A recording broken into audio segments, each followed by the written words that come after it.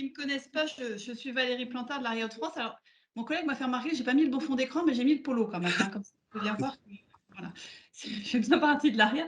Donc, moi, je suis ravie de vous accueillir aujourd'hui. On est ensemble jusqu'à midi. Le sujet dont on va parler aujourd'hui, c'est les économies d'achat de frais généraux. Et on va faire un focus particulier sur la dématérialisation des factures. Alors, si j'ai bien compris, ça va devenir un incontournable, mais ça, c'est les experts qui vous le diront après. Voilà, donc pour rappel, en tant qu'adhérent de l'ARIA, vous avez accès à la plateforme d'achat groupé Axoneo et c'est les experts d'Axoneo qui interviennent aujourd'hui. Alors, comment ça va se passer? On va avoir un petit focus pendant 5 minutes sur le bilan des économies 2020 réalisées par les adhérents de l'ARIA Hauts-de-France. Donc, c'est Virginie Watine d'Axoneo qui va intervenir. Et puis après, messieurs Geneste et Pontiscala interviendront sur la dématérialisation des factures. Alors, avant de passer la parole à Virginie, moi, juste quelques détails techniques. Le webinaire est enregistré, je pense que ça a commencé, oui. Vous pouvez utiliser le chat pour poser vos questions, si on peut, les prendra au fil de l'eau, mais sinon, il y a un temps d'échange qui est réservé, c'est à 11h45 à peu près, pour poser vos questions directement aux intervenants. Voilà, je pense que j'ai tout dit, donc je vais laisser la parole à Virginie pour la suite. Oui. Bonjour, je ne sais pas si vous me voyez. Vous me Non. voyez ou... On t'entend, mais on ne te voit pas. Ah, alors, je vais mettre la caméra, mais je ne peux pas mettre de caméra. Je ne peux pas partager ma caméra. J'ai un problème sur la caméra. Vous ne me voyez pas, du coup? Non. Bon. Alors, tu vas t'imaginer. Je vous ai partagé mon écran. Est-ce que vous voyez bien mon écran? Oui. D'accord, c'est parfait. Donc, je m'appelle Virginie Watine, je me présente. Virginie Watine, je suis responsable des réseaux d'entreprises chez Axoneo. Et comme vous le disiez Valérie, en fait, depuis 2015, vous bénéficiez d'un accès gratuit. C'est vraiment offert à tous les adhérents ARIA Hauts-de-France. Vous bénéficiez d'un accès à notre groupement d'achat depuis 2015. Sans engagement de volume, vous avez accès à plus de 70 catégories d'achats à des tarifs négociés, puisqu'aujourd'hui, on mutualise des achats de plus de 15 000 sociétés adhérentes sur toute la France. Là, comme vous le voyez sur votre écran, je vous présente les bilans d'économie réalisés en 2020 par les adhérents ARIA Hauts-de-France. On a comptabilisé 41% d'adhérents qui utilisent la plateforme Axoneo, avec un volume d'achat total, toutes catégories d'achats confondues, d'1 084 000 €. Voilà. En moyenne, il y a une économie sur toute catégorie d'achat de 12%, ce qui représente 195 000 € d'économie pour les adhérents ARIA Hauts-de-France qui ont utilisé la plateforme Axoneo.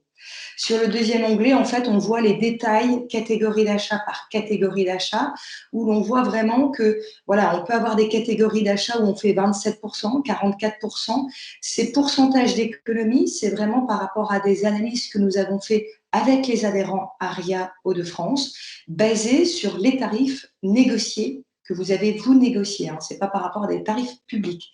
Donc, vous faites en moyenne 12% sur toutes les catégories d'achat et vous allez peut-être déjà être mis en contact avec Madame Aignon, qui est votre responsable commercial et qui est là pour vous accompagner sur tous vos achats sur la plateforme d'achat Axoneo.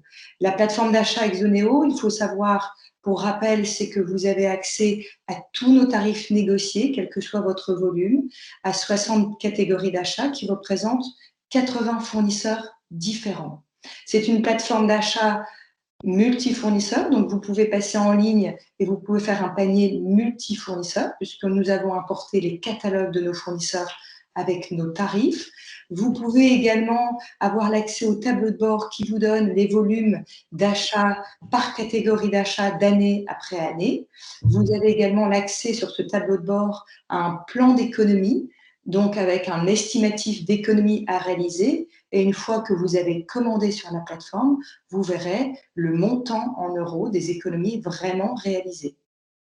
Vous avez la possibilité d'insérer n'importe quel salarié de votre entreprise sur la plateforme Axoneo. Dans une entreprise, ce n'est pas la même personne qui gère les achats de fournitures de bureau, d'emballage, de la dotation de pays ou des contrats pluriannuels. Vous pouvez donc, avec l'onglet Gestion des utilisateurs, donner accès à qui vous souhaitez. tout en mettant en place un contrôle sur vos commandes. Ce contrôle, il peut se faire soit sur un montant unitaire, soit sur un catalogue bien défini en fonction de vos besoins, soit sur un budget par période, trimestriel, annuel ou encore mensuel. Et donc, on va pouvoir paramétrer ce contrôle des commandes en fonction de vous, votre besoin. Vous avez également l'onglet Analyse d'économie qui vous permet ici, comme nous analysons pour vous toutes vos factures ou confirmations de commandes, vous aurez accès via cet onglet à l'analyse détaillée, ligne par ligne, des produits que vous avez l'habitude de dépenser et vous aurez du coup un pourcentage d'économie à réaliser. Il y a également la Contratech. Ça vous permet d'insérer, puisqu'on se base sur la tacite reconduction, vous pouvez insérer n'importe quel contrat pluriannuel, identifier vos dates de début de contrat, fin de contrat et date de dénonciation de contrat, et vous recevrez par mail en automatique 3 mois avant la date de dénonciation de contrat, un mail vous spécifiant que votre contrat prend bientôt fin afin d'éviter la tacite reconduction. Si vous avez plusieurs sites en France, vous pouvez en faire bénéficier tous vos sites en France. Et avec le même mot de passe, vous allez pouvoir basculer d'un site à l'autre. Et en tous les cas, dans l'historique des commandes, vous verrez l'historique des commandes de tous vos sites à la fois, sur toutes les catégories d'achat que vous aurez pu utiliser en passant par la plateforme Axioneo.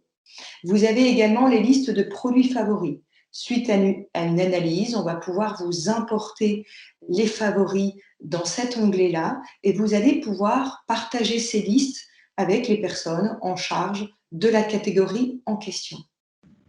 Vous avez également toutes les actualités, les dernières actualités, et vous avez sur la page d'accueil le lien avec tous nos fournisseurs, c'est-à-dire que vous y verrez tous les numéros de compte et nos numéros de service client de tous nos fournisseurs, puisque quand vous passez commande sur la plateforme, vous êtes livré et facturé par nos fournisseurs.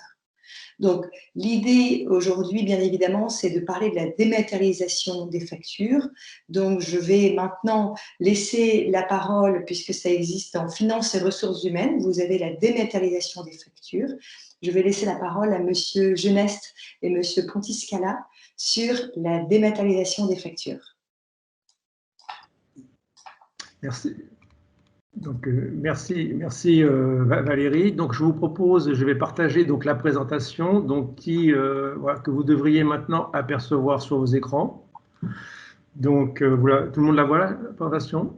Non, pas encore. Non, pas encore. Pas encore. Alors, on va retenter pour voir. Donc, alors, un petit problème technique. Voilà. Bon, si on a. Alors, et là, vous la voyez ou pas? Non. Bon, alors je pense que dans ces cas-là, malheureusement, c'est Christophe qui va reprendre la main, si vous pouvez la voir, puisque… Oui, on la voit. Ah, vous la voyez? Oui. Je pense qu'on voit la présentation de Christophe. Oui, alors vous voyez mon écran, mais c'est pas grave, je vais passer les slides pour vous. Oui. D'accord, ok. Bon, voilà. Okay. C'est vous qui avez la main, Christophe? Ok. Voilà, donc déjà merci à Aria et à Axioneo de nous permettre d'échanger avec vous sur la partie dématérialisation et de vous présenter la solution DocSepro. Donc rapidement, Quadria fait partie du groupe CEPRO qui est leader dans le domaine de l'impression et de la gestion des documents au niveau national avec une implantation nationale avec 2400 salariés et 600 millions de chiffre d'affaires. C'est vraiment la spécialité du groupe CEPRO, si vous voulez, que la partie gestion des documents. Donc, voilà. Donc, pourquoi la dématérialisation des documents de l'entreprise? Donc, d'abord, qu'est-ce que la dématérialisation? En vérité, ça consiste à transformer les flux de documents papier et les traitements qui leur sont appliqués en flux numériques et en traitements automatisés. Ça repose sur 4 étapes principales. Donc, à savoir créer des flux entrants ou des flux sortants, gérer ces flux, les diffuser en interne ou en externe si vous voulez, et les conserver. Donc, il y a différentes lois qui sont sorties ces dernières années. Donc là, c'est Anthony, avec qui m'accompagne. Anthony est chef de projet sur la partie dématérialisation. Donc, Anthony, je te laisse la main pour nous expliquer à partir sur les lois, les obligations des entreprises qui vont à venir. Très bien, merci Thierry. Eh bien, bonjour à toutes et à tous. Donc, Anthony Pontiscala, je suis chef de projet consultant pour Quadrilla, donc groupe CPRO. Et donc, l'intérêt de cette présentation, c'est de vous informer sur les lois donc, qui impactent les documents dans votre entreprise, donc des lois actuelles ou des lois à venir à plutôt court terme, pour vous parler un peu du contexte. La dématérialisation, ça fait partie de ces sujets en fait dont nous entendons tous parler en fait depuis maintenant de nombreuses années, avec plus ou moins d'incitation de la part des entreprises, de la part du gouvernement pour accompagner justement les structures en fait dans ces changements dans la gestion de leurs documents, hein, tant que ce soit des documents sortants ou des documents entrants. Et nous avons pu observer ces dernières années donc différentes manières de faire qui ont, dans un premier temps, principalement concerné les administrations. Alors, ces administrations dont on a beaucoup parlé en fait pendant de nombreuses années en termes de lourdeur administrative, eh bien, étrangement, aujourd'hui, on peut presque considérer que ce sont ces administrations qui sont un peu le fer de lance de la dématérialisation en France, et ce, grâce aux lois qui ont été principalement votées par le précédent gouvernement, hein, le gouvernement Hollande, et dont on va en voir quelques-unes au travers de ces différentes slides. La première loi dont j'aimerais vous parler, eh bien, c'est la loi El Khomri. Alors, ça ne concerne pas en fait la dématérialisation des factures, hein. C'est un sujet que nous verrons par la suite, mais la loi El Khomri, alors on parlait beaucoup à l'époque de la loi travail, qui avait été portée justement par Madame El Khomri, hein, ministre du précédent gouvernement. Il s'avère en fait que dans cette loi travail, eh bien, qui avait fait beaucoup parler, beaucoup discuter, eh bien, il y a tout de même des articles en fait intéressants, et parmi ces articles, eh bien, nous avons la dématérialisation du bulletin de salaire. Donc, la dématérialisation du bulletin de salaire, ça consiste en quoi? Eh bien, ça consiste en fait à non plus diffuser les bulletins de salaire de façon papier, tel qu'on peut le constater aujourd'hui encore dans beaucoup d'entreprises, mais cette fois-ci de mettre à disposition des collaborateurs des bulletins de salaire dématérialisés. Bulletin de salaire dématérialisé avec bien sûr des bénéfices pour l'entreprise, des bénéfices pour le collaborateur, mais un cadre réglementaire plutôt strict à respecter. On va retrouver un peu les principaux bénéfices de la dématérialisation lorsqu'on va parler de la dématérialisation des bulletins de salaire. Pourquoi? Eh bien, simplement parce que bien souvent dans les entreprises, lorsqu'on parle de diffusion d'une information papier, eh bien, ça va nécessiter des ressources, ça va nécessiter des coûts. Parmi ces coûts, eh bien sûr, vous avez l'impression du document, vous avez ensuite le pliage, la mise sous pli. Éventuellement, si ces bulletins de salaire sont diffusés par voie postale, eh bien, vous avez les coûts d'acheminement en fait, de ces informations jusqu'au destinataire. Et puis, vous avez bien sûr le temps nécessaire à cette mise en œuvre qui, selon les entreprises, selon les organisations, eh bien, peuvent aussi impacter bien souvent les services payés. L'idée ici, eh bien, c'est que ces bulletins de salaire ne soient plus diffusés au format papier, soient diffusés au format électronique, et donc venir totalement automatiser la construction et la diffusion de ce bulletin de salaire. Alors, quand on parle de dématérialisation des bulletins de salaire, la première règle à retenir, contrairement à des factures, hein, c'est qu'il est aujourd'hui strictement interdit d'envoyer un bulletin de salaire dématérialisé par voie de mail. Pourquoi? Simplement parce qu'on considère en fait que les messageries électroniques n'ont pas un niveau de sécurité suffisant pour pouvoir s'échanger ce type de documents. Vous avez une autre réglementation qui vient vraiment border la diffusion du bulletin de salaire dématérialisé, c'est le RGPD, la Réglementation générale de la protection des données, donc réglementation européenne, qui consiste à dire que tout document contenant des informations à caractère personnels doivent être assujettis en fait à une réglementation bien particulière et doivent faire l'objet d'une sécurité accrue. Le bulletin de salaire, vous retrouvez sur ce type de document un nom, un prénom, une adresse physique, un numéro de sécurité sociale, un statut. Vous retrouvez bien sûr le salaire, autant d'informations qui classent un bulletin de salaire au plus haut en termes de documents dans la classification du RGPD. Si vous souhaitez dématérialiser les bulletins de salaire, vous allez avoir beaucoup de bénéfices, mais vous allez avoir également beaucoup de points à respecter. Un bulletin de salaire dématérialisé, c'est un coffre-fort électronique qui vous garantira le stockage, la sauvegarde de ce document sur une période de 50 ans, qui va permettre également d'authentifier, de garantir l'authenticité du document, et qui va aussi permettre en fait aux collaborateurs de garantir l'accessibilité à ces documents. Ça répond là aussi en fait à un contexte que l'on connaît tous, hein, c'est arriver au moment de faire valoir ses droits à la retraite pour des raisons XY, de problèmes de communication avec l'administration centrale. Eh bien, celle-ci demande à la personne eh bien, de justifier ses années de travail. Pour des raisons, là encore, qui sont propres à chacun, on peut rencontrer des difficultés en fait, à démontrer, à restituer en fait, ces informations. Donc, l'intérêt de la dématérialisation du bulletin de salaire, c'est vraiment je dématérialise le bulletin de salaire, je signe électroniquement ce bulletin de salaire pour en garantir son authenticité. Je vais non pas le déposer sur un data center, mais je vais venir le déposer dans un coffre-fort électronique. Particularité du coffre-fort électronique, c'est qu'il garantit la pérennité de l'information sur une très longue période. Et ici, nous parlons en fait d'une période de stockage allant jusqu'à 50 ans ou 6 ans après le départ en retraite du collaborateur. Un mail est envoyé au collaborateur chaque mois pour l'informer de la mise à disposition de son bulletin de salaire. Dans ce mail, on peut retrouver un lien sur lequel il va venir cliquer. Il va arriver sur son espace personnalisé. Il va rentrer son login et son mot de passe. Login, mot de passe inconnu de la part de son employeur, puisqu'il va rentrer ici dans un environnement qui lui est totalement personnalisé. Et il va donc pouvoir retrouver son dernier bulletin de salaire, mais également tous ses bulletins de salaire antérieurs, avec bien sûr la possibilité de les gérer tel qu'il l'entend. S'il souhaite télécharger l'intégralité de ses bulletins de salaire et les imprimer pour ensuite les classer en fait parmi ces documents, il en a parfaitement la possibilité. S'il souhaite récupérer ses bulletins de salaire et les diffuser sur Facebook, il n'est plus de la responsabilité de l'employeur, mais de la responsabilité de la personne. Donc là, l'employeur se décharge de toute responsabilité. Mais quand on parle de dématérialisation du bulletin de salaire, eh bien, l'employeur a donc des responsabilités en termes de contenant, de durée et de confidentialité de l'information. La dématérialisation du bulletin de salaire est donc bordée par ce que nous appelons vulgairement la loi El Khomri. Donc là, ce sont les obligations, hein, je vous en parlais, je vous ai dit 6 ans en fait.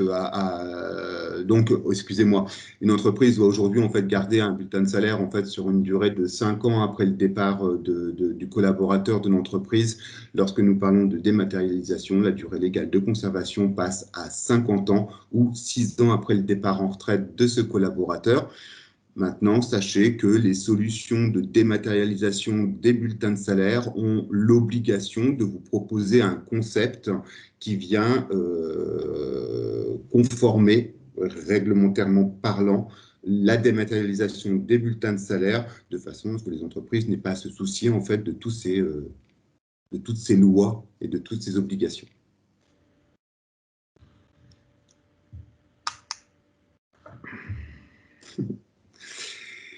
La loi Finance 2020, l'article 153 de la loi Finance 2020, donc une loi qui a été dernièrement adoptée en fait par le gouvernement. Elle fait suite à quoi cette loi Finance en fait, cet article 153 de la loi Finance 2020 a fait suite à ce que nous avons appelé dans un premier temps la loi Macron. Là aussi, issue du précédent gouvernement, M. Macron étant à l'époque ministre de l'économie, depuis M. Macron a pris un peu plus d'envergure, on va dire. Mais cette loi Macron, elle consistait en quoi? Eh bien, elle consistait à inciter, pour ne pas dire obliger les entreprises, non pas à émettre leurs factures au format dématérialisé, mais à accepter la facture au format dématérialisé.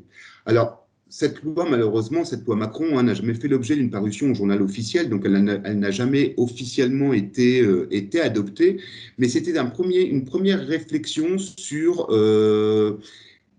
des possibilités offertes aux entreprises pour, d'une part, réduire leurs coûts, puisque aujourd'hui, lorsque nous parlons de factures, la plupart de ces factures sont envoyées aux destinataires par voie postale, avec tous les coûts associés, mais également permettre aux collaborateurs de ces entreprises de gagner du temps, de se libérer du temps, principalement pour les services comptabilité, puisque c'est à ces services que je m'adresse principalement. Bien souvent, en comptabilité, eh bien, on fait son job de comptable, de comptabilité analytique, on se réserve toujours un peu de temps dans son organisation pour imprimer, plier, mettre sous pli, affranchir les factures et ensuite déposer tout ça en fait au bureau postal où c'est le postier qui vient récupérer vos documents. Mais bon, ce ne sont pas toujours des tâches à forte valeur ajoutée pour les collaborateurs, sans compter bien sûr que ce mode de fonctionnement représente des coûts parfois importants, même pour les plus petites organisations. Donc, l'idée de la loi Macron, c'était de dire, voilà, nous n'obligeons pas en fait les entreprises à envoyer leurs factures dématérialisées. Par contre, nous aimerions en fait obliger les entreprises à les accepter, c'est-à-dire éviter ce phénomène de ces entreprises qui répondent, non, mais moi je ne veux pas de votre facture reçue par mail, je veux que vous m'envoyiez votre facture au format papier parce que dans mon éducation professionnelle, de la façon dont j'ai été formé, eh bien, on m'a toujours dit que le document probant, le document juridiquement recevable, celui qui doit être présenté en cas de contrôle fiscal, eh bien, c'est une facture papier. Qu'est-ce que je peux faire de votre facture électronique? Alors, bien sûr, tout ça reste vrai. Mais avec l'arrivée de la dématérialisation, eh bien, on va procéder à certains ajustements. Et aujourd'hui, le document papier n'est plus nécessairement le document probant. Première règle à retenir en fait concernant la dématérialisation des factures. Aujourd'hui, vous pouvez recevoir par mail une facture en pièces jointes. Et cette facture, il y a les slides qui passent plus vite que mes explications. Je vais revenir sur cette approche en fait de calendrier rétroactif. Première notion alors aujourd'hui, vous pouvez toujours recevoir des factures électroniques et demander à votre interlocuteur que cette facture vous soit envoyée au format papier, puisque cette loi, en fait, Macron, n'ayant jamais fait l'objet d'une parution au journal officiel, on n'est pas dans le cadre de cette réglementation.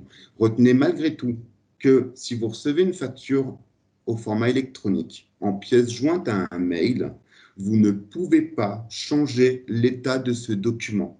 Le document probant est le document sous la forme dans laquelle vous l'avez reçu. J'entends par là, vous recevez une facture par boîte mail, vous imprimez ce mail, vous détruisez le document électronique, vous détruisez la preuve, vous détruisez le document probant.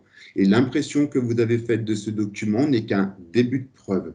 Sous-entendu, en cas de litige avec votre fournisseur, en cas de litige avec votre client, en cas de litige avec votre interlocuteur, si celui-ci démontre que le document qu'il vous a communiqué vous a été communiqué au format électronique et que vous vous présentez en fait un document imprimé, eh bien vous pouvez vous retrouver en porte-à-faux. Ça, c'est une règle qui a cours à compter de la dématérialisation des factures et qui aura d'autant plus cours avec les lois qui arriveront.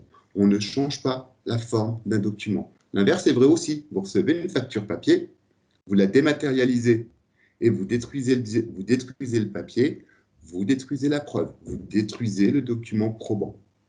Quand on rentre dans la dématérialisation, le but du jeu, c'est de ne plus émettre de papier. C'est d'entrer dans un contexte entièrement dématérialisé.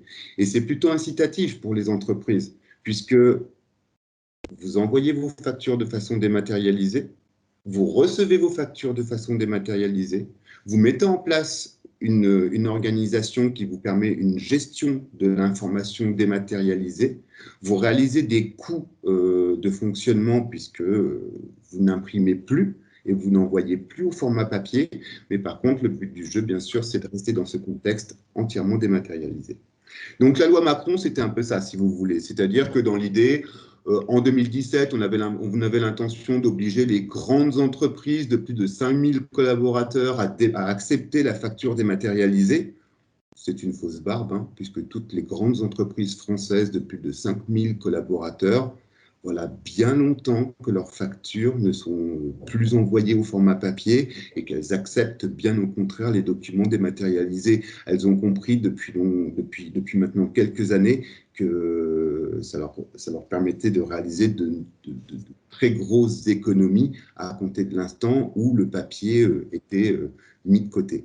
Donc 2017, les grandes entreprises, 2018, nous étions sur les ETI, 2019, eh bien, on pensait aux PME et à compter du 1er janvier 2020, si cette loi avait été promulguée, eh bien, toutes les entreprises, quelle que soit leur taille, auraient eu l'obligation d'accepter la facture dématérialisée. Bon, cette loi n'ayant pas été promulguée, aujourd'hui, aucune obligation pour les entreprises. Mais preuve que le gouvernement en fait n'a pas dit son dernier mot, puisque ici nous parlons en fait de l'article 153 de la loi Finance 2020, qui cette fois-ci a pour objectif d'obliger les entreprises à compter du 1er janvier 2023 à échanger leurs factures de façon dématérialisée.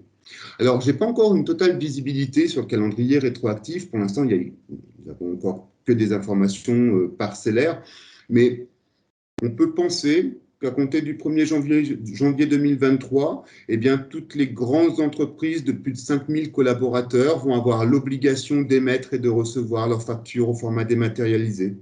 Peut-être qu'en janvier 2024, eh bien, ce seront les ETI des PME et qu'à partir du 1er janvier 2025, ça concernera toutes les entreprises, quelle que soit leur taille.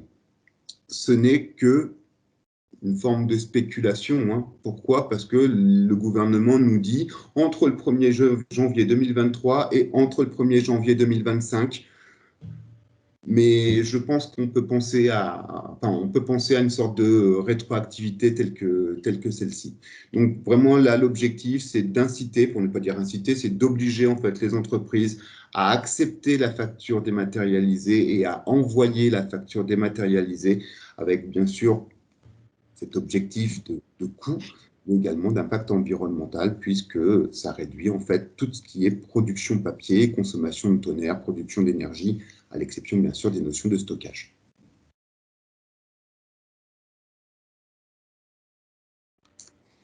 Je vous parlais des administrations. Précédemment, on vous disait qu'auparavant, c'était un peu la lourdeur administrative et qu'aujourd'hui, étonnamment, ce sont ces administrations qui sont un peu les fers de lance de la dématérialisation en France. Peut-être avez-vous entendu parler du portail Chorus.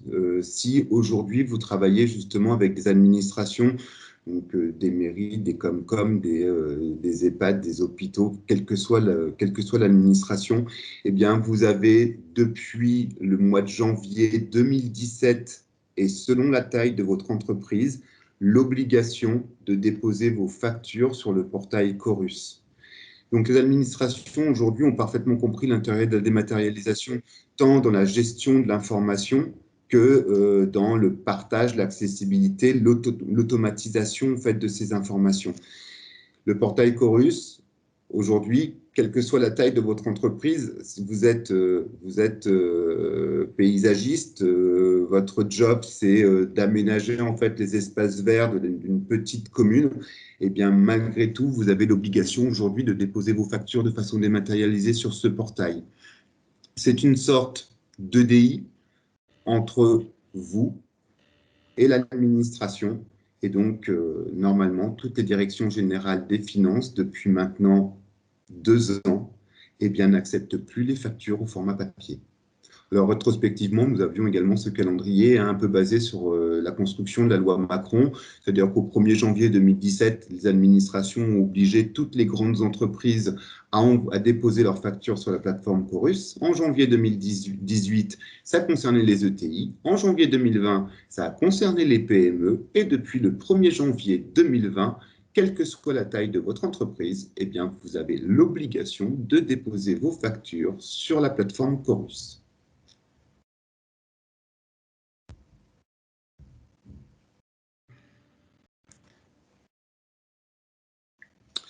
Donc, on est toujours, quelle que soit la nature du document, hein, c'est-à-dire que là, on s'adresse en fait, aux administrations, mais on pourrait également penser en fait aux échanges inter-entreprises. lorsque vous déposez en fait vos factures, je vous le disais précédemment, lorsque vous déposez vos factures en fait sur la plateforme Chorus, vous avez plusieurs possibilités. Soit vous passez par un EDI, donc c'est un système d'échange de données informatisé. La particularité de ces EDI, c'est qu'ils vont non seulement envoyer votre facture, mais cette facture sera accompagnée d'un fichier qui contient toutes les informations sur votre facture. Derrière, l'administration reçoit votre facture et ce fichier. Alors, à titre d'information, c'est principalement des fichiers dits XML. C'est un format de fichier bien spécifique. Et là, on va rentrer totalement dans l'automatisation. C'est-à-dire que l'administration reçoit votre facture, le fichier, un système ouvre automatiquement ce fichier, collecte les informations, renseigne les différents champs. Et là, on est vraiment dans une totale automatisation en fait, du traitement des factures fournisseurs. La méthode la plus couramment utilisée est la méthodologie manuelle, c'est-à-dire que c'est vous qui devez vous connecter sur le portail, remplir une quinzaine de champs pour ensuite envoyer toutes ces informations à la Direction générale des finances et en priant très fort pour qu'il n'y ait pas eu d'erreur de commise, ce qui aurait pour conséquence un rejet en fait, de votre facture. Mais on peut obtenir un peu ce même concept en fait entre les entreprises, hein, c'est-à-dire que les entreprises qui souhaitent dématérialiser leurs factures entre elles ont la possibilité de mettre en place un EDI, solution souvent très coûteuse et adoptée que par les entreprises d'une certaine taille. Ce sont vraiment des solutions en fait, plutôt inaccessibles en fait, pour la plupart des PME. Et vous avez la possibilité de le faire manuellement, ce qui, bien souvent, nécessite du temps. Donc aujourd'hui, des solutions viennent bien sûr automatiser ce type de concept et permettent aux entreprises de toute taille de dématérialiser leurs factures tout en se conformant à la réglementation. Merci Anthony. Donc pour toutes ces explications, bien évidemment, donc nous allons garder un temps pour les questions-réponses. Donc n'hésitez pas à poser vos questions à Anthony, qui est vraiment le spécialiste en la matière.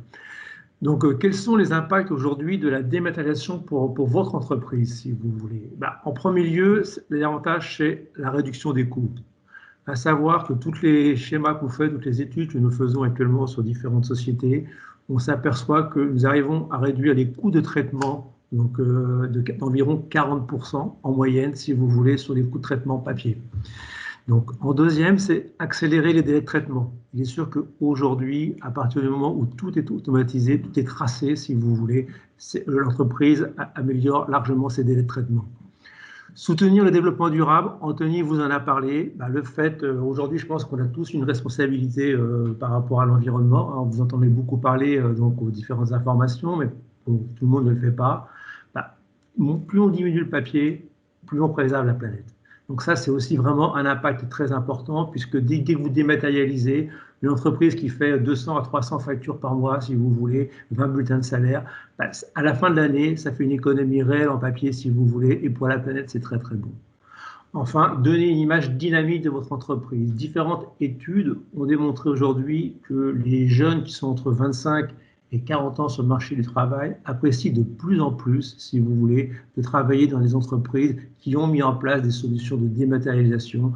Parce que bon, là, on pourra vous l'envoyer, on a cette étude, si vous voulez. Vraiment, pour eux, c'est une image de dynamisme de l'entreprise et c'est aussi plus conforme à l'utilisation qu'ils ont au quotidien, si vous voulez, de tous leurs outils.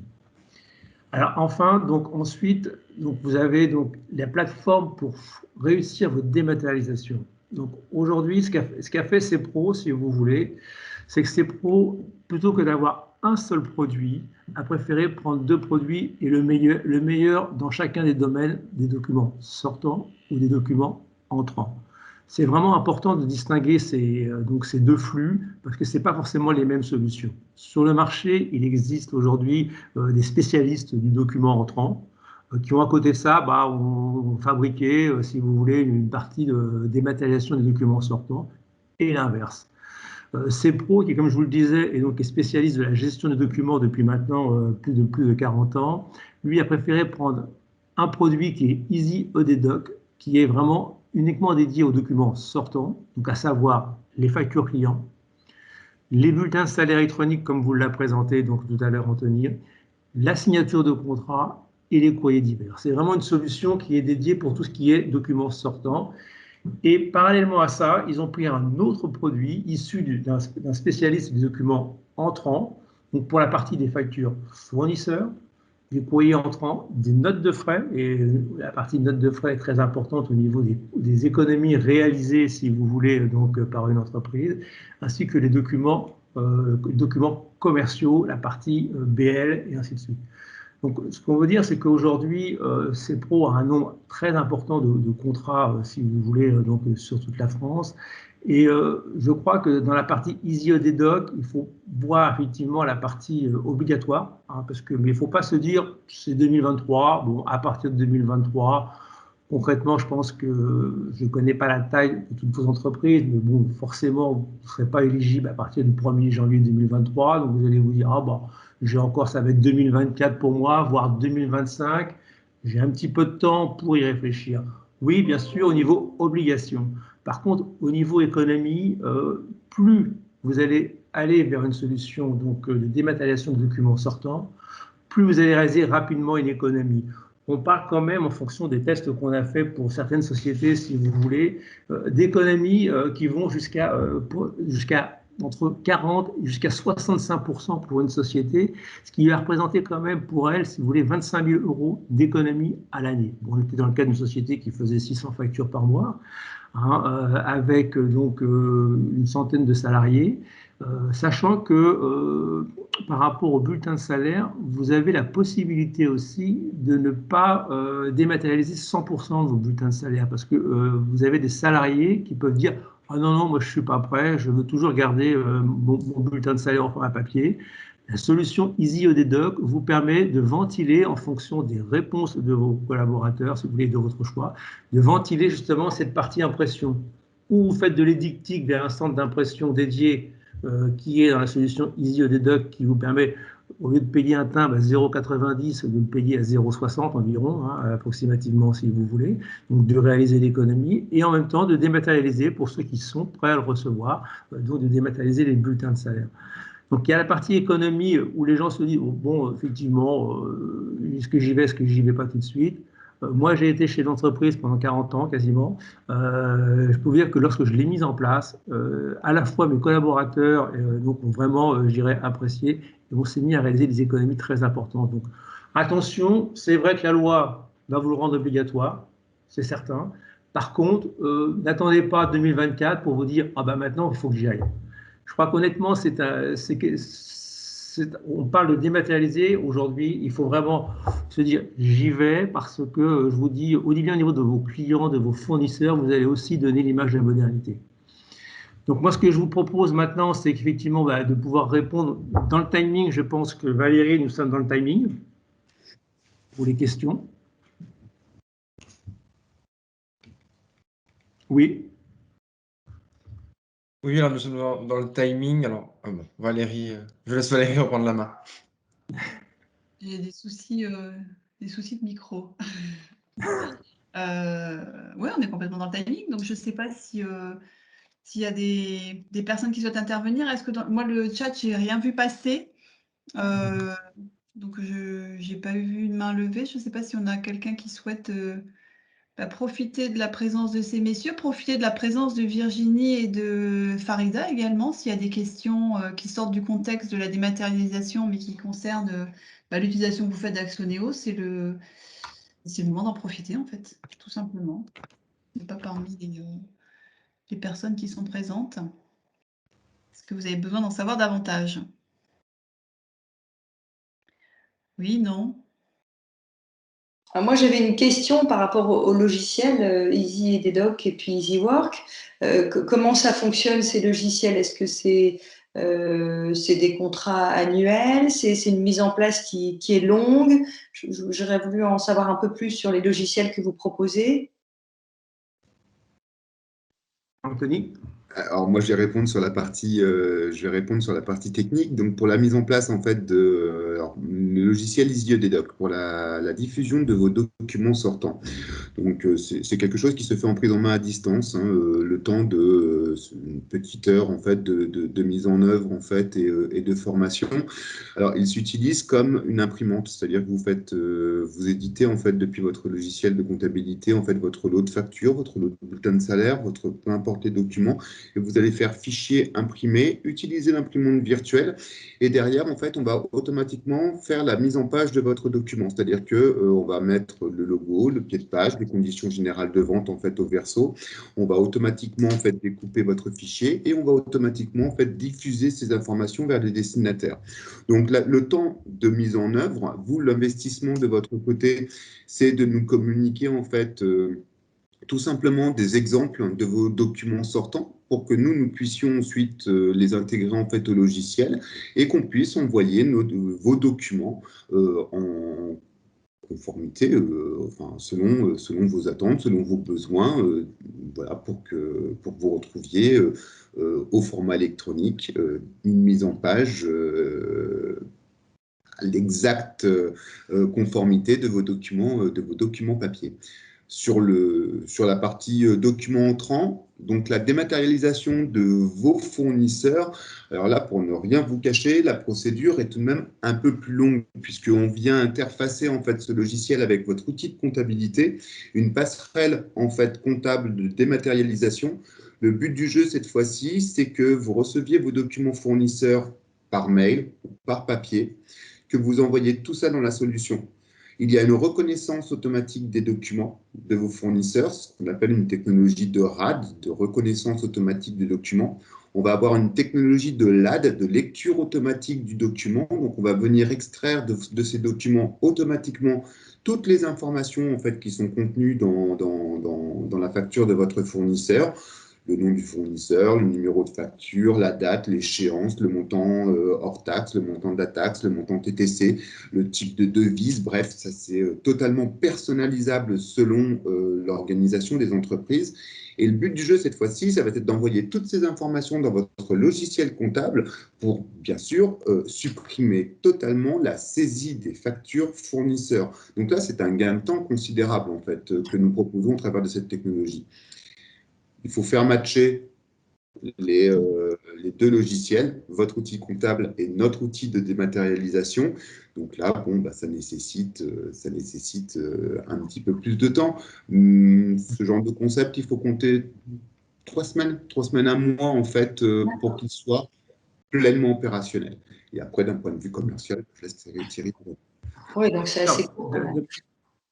Non, oui, en général, les entreprises commencent par la dématérialisation des documents sortants, qui est plus facile si vous voulez la mettre en place, qui est l'économie réelle, seulement et trébuchante. C'est vrai que la dématérialisation des documents entrants, comme le disait Anthony, c'est vrai que c'est une grosse économie parce que c'est sur le traitement des informations après et la saisie des factures. Mais c'est vrai que la règle fait que les gens commencent par dématérialisation des documents sortants. La durée des contrats moyenne, c'est 3 ans, si vous voulez, mais ça va de 1 à 5 ans. Voilà. Donc aujourd'hui, il est sûr que faire un contrat d'1 an, il y a quand même des frais d'installation et de paramétrage que vous allez avoir du mal à amortir sur 1 an, sauf à avoir un nombre de factures très importantes clients ou de bulletins de salaire. Mais sinon, la durée moyenne, c'est 3 ans. D'accord. Ok. De toute façon, par rapport à ça, si des adhérents donc, de ARIA souhaitent aller avoir un devis, c'est absolument gratuit. Il suffit de nous contacter si vous voulez. On fait un échange téléphonique de 10 minutes sur la manière dont vous travaillez, sur la volumétrie que vous avez sur vos factures. C'est un petit questionnaire qu'on vous fait par téléphone ensemble. Ça dure 10 minutes. À la suite de ce questionnaire, nous faisons tourner, si vous voulez, donc, notre machine et nous revenons vers vous pour vous dire, voilà, aujourd'hui, l'économie annuelle que vous allez réaliser est de temps. Voilà, donc il n'y a rien de plus simple par rapport à ça, si vous voulez. Ça ne vous en cache pas, bien évidemment, et ça vous permet tout de suite de savoir si vous allez amortir en 6 mois, ou si vous allez l'amortir en 1 an, en 18 mois, quoi. Mais aujourd'hui, le maximum d'amortissement qu'on ait vu, objectivement, c'est 15 mois. C'est une société qui faisait pas beaucoup de factures, si vous voulez, qui par contre a franchi le pas parce qu'elle a vu que pour elle, au niveau de la fluidité des documents en interne et par rapport donc à l'image de dynamisme qu'elle donnait, elle s'est dit voilà, quitte à le faire au plus tard, elle aurait été concernée, on va dire, par 2025, hein, parce que c'était une TPE. Elle a préféré anticiper, se dire voilà, j'y vais maintenant, parce qu'encore une fois, comme vous le disiez Anthony, c'est quelque chose qui est très facile à mettre en place. Nous, on fait le paramétrage en amont, si vous voulez, et dès qu'on fait l'installation avec vous, honnêtement, ça va très très vite, puisque c'est au lieu d'imprimer sur mon copieur ou sur mon imprimante, j'imprime en virtuel. Donc pour vous, c'est totalement transparent. Hein, donc voilà. Ouais, une question. Je voulais poser une question au niveau. Est-ce qu'il y a un impact sur le changement des mentalités? Les personnes, enfin, je veux dire, est-ce que les personnes comment ça se passe avec les personnes pour passer comment vous gérez ça? Enfin, Alors, voilà, bon, ça va de mieux en mieux. Il a fallu combattre. C'est un peu les explications en fait. Beaucoup, surtout quand on s'adresse en fait à des services comptabilité, c'est un peu le sacre-saint papier en fait. Mais les personnes ont été formées de cette façon. L'importance du document papier en fait est telle dans l'esprit de beaucoup de personnes qu'elles ne s'imaginent pas en fait s'en séparer. Donc, il faut être convaincant et c'est souvent la preuve par l'exemple, si vous voulez. C'est-à-dire que les personnes ne se représentent pas toujours en fait les bénéfices de la dématérialisation, tant dans le gain de temps des documents sortants que dans la gestion de ces informations pour les documents entrants. Mais la période que nous venons de traverser a participé grandement en fait à changer les états d'esprit. J'ai rencontré beaucoup d'entreprises qui se sont retrouvées dans des situations plutôt compliquées en home office, à devoir travailler et sans avoir en fait accès aux ressources professionnelles qu'elles avaient l'habitude en fait d'exploiter, et plus particulièrement les armoires physiques avec les classeurs papier ou les salles d'archives. Et là, elles se sont rendues compte en fait des problèmes qu'il peut y avoir en fait du document physique et de se dire eh bien si j'avais pris soin en fait de dématérialiser mes documents, eh bien, de chez moi, de n'importe où, eh bien, j'aurais eu accès à ces informations et j'aurais pu assurer une continuité de service, j'aurais pu continuer de travailler en fait en toute transparence. Alors après, quand on parle de dématérialisation, ça induit également des changements en fait dans son poste de travail. On peut difficilement parler de dématérialisation sans parler de double écran.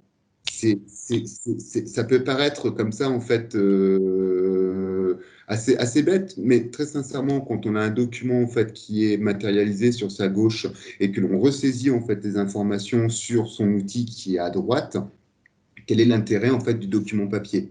Alors, moi, mon discours, c'est pas de dire, attention, plus de papier, le zéro papier est à la portée de tous.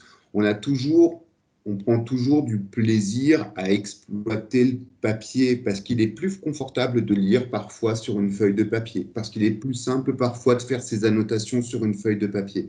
Mais le papier devient ici un document de travail ponctuel qui sera édité en un exemplaire et qui a pour objectif, au terme en fait de ces démarches, de rejoindre la corbeille. Et par contre, restera le document électronique qui, lui, va servir en fait à être partagé entre les services, entre les collaborateurs, entre les clients, entre les différents organismes, et surtout qui sera amené à ensuite rejoindre un système d'archivage électronique qui va pouvoir être extrait en fait sur un simple mot-clé.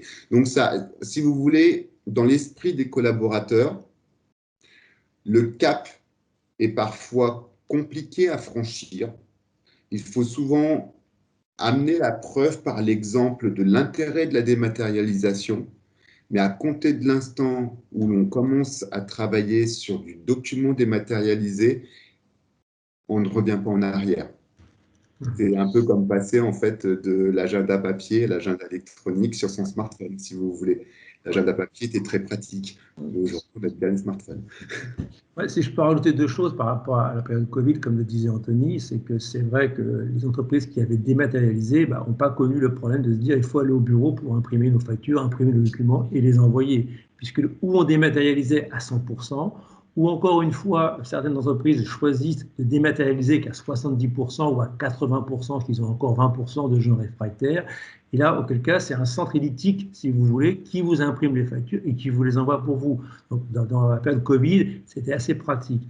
En plus, un des avantages de dématérialiser les factures clients, c'est que la remarque du client qui vous dit « j'ai pas reçu votre facture », ça ne fonctionne plus, puisque le logiciel que nous avons a une traçabilité de l'ouverture du document. Donc, vous pouvez gérer aussi par rapport à ça l'ouverture et la réception des factures du client. Donc, on n'avait pas le temps aujourd'hui de faire donc une démonstration du produit de dématérialisation des documents sortant Easy Dedoc, mais c'est un point important puisque aujourd'hui, souvent, quand on relance un client, il vous dit « Ah bah oui, je n'ai pas reçu votre facture, vous me la renvoyez ». Là, vous lui avez envoyé, vous savez qu'il l'a ouvert, il faut qu'il trouve un autre argument s'il souhaite différer son paiement. Ok, donc si j'ai bien compris, en fait, je peux utiliser soit l'un ou l'autre des logiciels, mais est-ce que j'ai un minimum de factures pour rentabiliser en fait l'accès au logiciel? Alors, tout dépend. C'est pour ça que si vous voulez, il ne faut pas hésiter à nous solliciter pour un entretien téléphonique de 10 minutes. Pourquoi? Parce qu'aujourd'hui, si vous imprimez 100 factures en quadri, vous allez vite faire une économie, si vous voulez. Donc après, tout dépend. Ou si vous faites tous vos factures, on a eu le cas l'autre jour d'une société qui imprimait en noir et blanc, mais qui par contre faisait 4 doubles, systématiquement. C'est sûr qu'à l'arrivée, si vous voulez, le fait de dématérialiser, ça devient encore plus intéressant. Donc chaque société est un cas particulier. Objectivement, je pense que si vous avez une réflexion avancée sur la dématérialisation des factures, il ne faut surtout pas hésiter. On passe 10 minutes au téléphone ensemble, on fait tourner la machine, on revient vers vous et vous aurez une vision complète de savoir si en un an vous l'avez amorti, si c'est en 6 mois ou si c'est en 15 mois. Et là, après, de toute façon, vous avez déjà une idée pour 2024 ou 2025. Parce que si c'est une TPE, forcément, ça sera 2025. Ça paraît assez logique ce qu'a dit Anthony sur le schéma d'obligation des entreprises. Si par contre, vous générez moyennement de factures en couleur et avec des exemplaires, vous allez vite voir que vous allez réaliser une économie rapidement, donc vous allez l'amortir très vite. Il n'y a pas de règle. Objectivement, il n'y a pas de règle. Ce que l'on sait, c'est que par rapport au coût, on est toujours entre 35 et 65% d'économie, si vous voulez. Mais c'est sûr qu'il y a des sociétés, si elles ont un coût annuel entre le temps de traitement, le temps d'impression, le pliage, si vous voulez, et que ça leur fait 3 000 euros, si vous voulez, ou 4 000 euros à l'année que ça leur coûte, elles vont économiser 1 000 euros ou 1 500 euros la première année. Avec l'installation, on va dire que la première année, elle va être quasiment blanche à quelque chose près. D'accord. Mais par contre, vous aurez déjà, ça ne vous aura rien coûté, vous aurez un outil performant qui vous permettra de pouvoir bien suivre, donc je dirais aussi les paiements de vos clients par rapport à ça, accessible à distance. Encore une fois, le télétravail, comment vont choisir l'entreprise, 1 jour, 2 jours, 3 jours. Donc à distance, vous aurez accès à vos documents si vous voulez, et donc vous allez pouvoir donner encore aussi cette image dans le cas d'embauche, si vous voulez, de nouveaux collaborateurs, de pouvoir dire, écoutez, à votre comptable, vous savez, chez nous, tout est dématérialisé. C'est du plus quand même. D'accord. Et autre question, est-ce qu'il y a, j'imagine, un service client de toutes les façons pendant toute la durée du contrat? Une personne qui nous suit, si on a justement des problématiques, des questions? Anthony? Le technique. Alors oui, bien sûr, en fait, vous avez l'accompagnement de ces pros en fait sur toute la durée de vie de votre contrat. Nous disposons en fait d'une hotline avec une quinzaine de collaborateurs qui répondent. Alors j'ai pas les horaires en tête, mais nous avons également des ingénieurs solutions qui sont là en fait pour s'assurer en fait du bon fonctionnement et des bons paramétrages de vos logiciels. Est inclus en fait dans le contrat d'exploitation l'utilisation en fait, de ces logiciels, donc cette hotline technique qui vous guide tant dans l'utilisation de vos produits que dans ces paramétrages, avec une prise en main distante, s'assurer en fait que tout soit pleinement opérationnel. D'un point de vue sécurité, à compter de l'instant où vous nous confiez vos documents, que ce soit des documents sortants ou des documents entrants, nous avons l'obligation légale de toute façon de vous garantir la pérennité de ces informations et nous mettons à disposition tous les systèmes de sécurité nécessaires pour qu'en cas peu probable d'un problème de stockage, ça arrivait à LVMH, n'importe quoi. À OVH, il y a assez peu de temps, hein, mais si vous avez ce type de souci, en fait, nous avons des redondances sur des data centers distants pour que vous ne perdiez, quoi qu'il arrive, jamais vos archives dématérialisées. Donc, tout est mis en œuvre, en fait, pour faire en sorte que vous disposiez de solutions pleinement opérationnelles. C'est aussi l'avantage d'avoir un partenaire national, si vous voulez, donc avec effectivement donc, le groupe CPRO et sa taille, si vous voulez. Bon, c'est pas un interlocuteur, si vous voulez, qui fait 20 millions, qui fait 10 millions d'euros de chiffre d'affaires. Vous avez comme partenaire le leader aujourd'hui en France avec 600 millions d'euros de chiffre d'affaires. Donc ça vous sécurise. Et sur la partie coffre-fort électronique, c'est pareil. Pour les bulletins de salaire, Anthony, donc tu confirmes que c'est la CDC, hein, c'est ça, Caisse des dépôts. Caisse des dépôts et consignations, oui. Voilà, le partenaire choisi, c'est la Caisse des dépôts et consignations pour sécuriser donc, tout ce qui est coffre-fort de vos salariés, quoi. Là aussi, hein, on s'aperçoit que les personnes qui font de la dématérialisation des documents sortants donc, choisissent, quand ils prennent la solution facture client, ils prennent en même temps la partie, on va dire, bulletin de salaire électronique. Parce que c'est vraiment lié et quitte à le faire, c'est vraiment un double intérêt. D'accord, merci. Avec plaisir. Alors, est-ce qu'un participant a une question peut-être avant de conclure? Oh, la caméra, elle marche. À la fin. Écoutez, si on n'a pas de questions, je vais me permettre de conclure ce webinaire. Un grand merci à M. Geneste et à M. Pontil-Scala pour leur intervention. Merci à vous. Virginie et toute l'équipe Axoneo se tient à votre disposition pour répondre à vos questions. En parallèle de ça, vous avez répondu au questionnaire d'inscription. On a remonté donc que vous souhaitiez en savoir plus sur la téléphonie et sur l'énergie. Donc, Axoneo pourra vous en dire plus sur ces différents sujets. Tout à fait. Moi, de mon côté, je vous envoie la présentation des intervenants, le mail de M. Geneste, et également le lien pour le replay de ce webinaire. Et vous retrouverez également sur la page YouTube de l'ARIA un webinaire sur la cybersécurité qui vient compléter ce webinaire sur la dématérialisation des factures. Bon, je vous souhaite du coup une bonne journée et n'hésitez pas à revenir vers nous, ARIA ou Axoneo, si vous avez des questions. N'hésitez pas. Merci beaucoup. Bonne fin de journée à vous. Merci beaucoup. Bonne fin de journée. Merci. Au revoir. Au revoir. Au revoir.